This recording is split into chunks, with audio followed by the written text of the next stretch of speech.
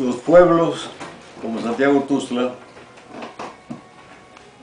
y como otros muchos sufren transformaciones cuando se pasa de la vida rural a una vida más citadina. Antes de los años 50 del siglo pasado, Santiago Tuxtla carecía de muchas cosas. Y con las cosas que se hacían en aquel entonces se van perdiendo a medida que el pueblo va ascendiendo a la vida ciudadana, a la vida citadina. Entre las cosas que se pierden, entre los oficios perdidos, están las de los aguadores. Actualmente todo el mundo sabe que abre la llave y tiene agua potable, pero antes cada barrio tenía un manantial. Uno era el de Agoyota, otro era el de La Basta, en Chogoyo, el de La Pelona. En fin, cada barrio tenía un lugar donde se proveía de agua. Y las casas, la mayoría de las casas tenía pozos.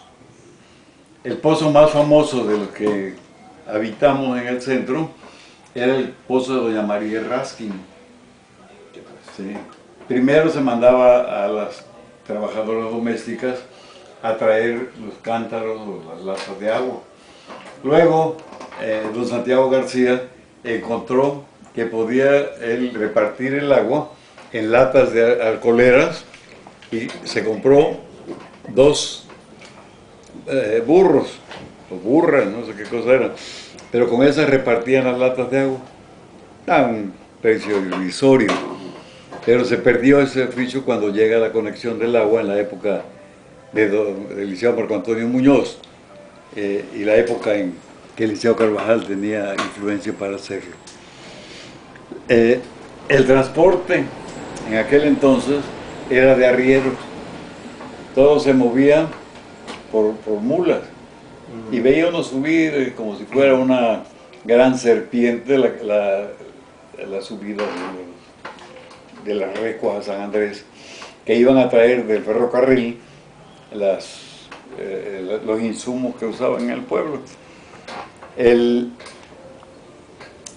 Con la pérdida de la arriería también se pierden muchas palabras, porque en aquella época se usaban muchos giros lexicológicos relacionados sobre todo con el tango, con Sudamérica, porque estábamos más vinculados al sur que al norte, y aprendieron a decir mamá o a decir todas las palabras que se usaban allá en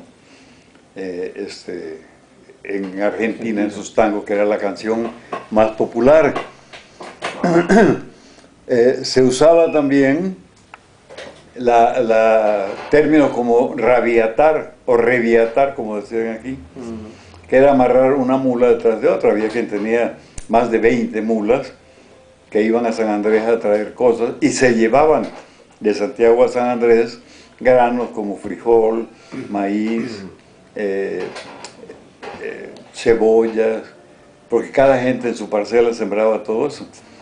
Se perdió y entonces las cosas empiezan con la carretera, comienzan a venir de Puebla o de otros lugares para abastecer a Santiago Tuxtla, que ya es ciudad.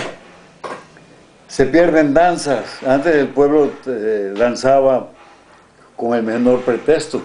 Y ahorita que estamos en víspera de carnaval, recuerdo una danza que se llama la danza de la Indita, que le llamaban también la danza de los chotos, porque eran hombres que se ponían vestidos para danzar en las bocacalles de aquí del pueblo.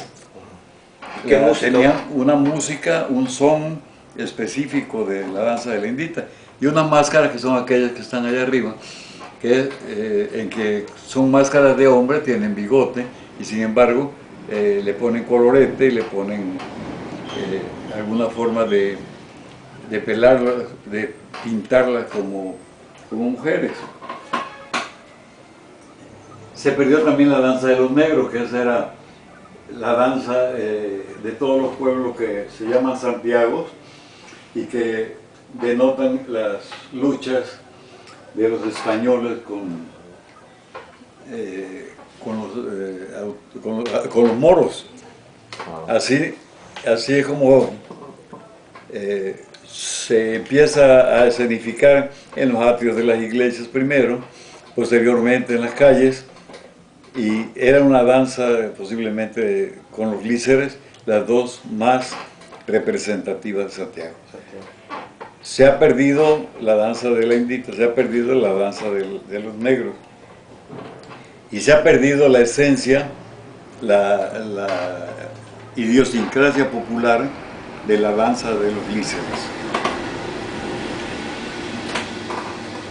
En el parque era el punto de reunión de todo el pueblo los domingos. Se hacían las retretas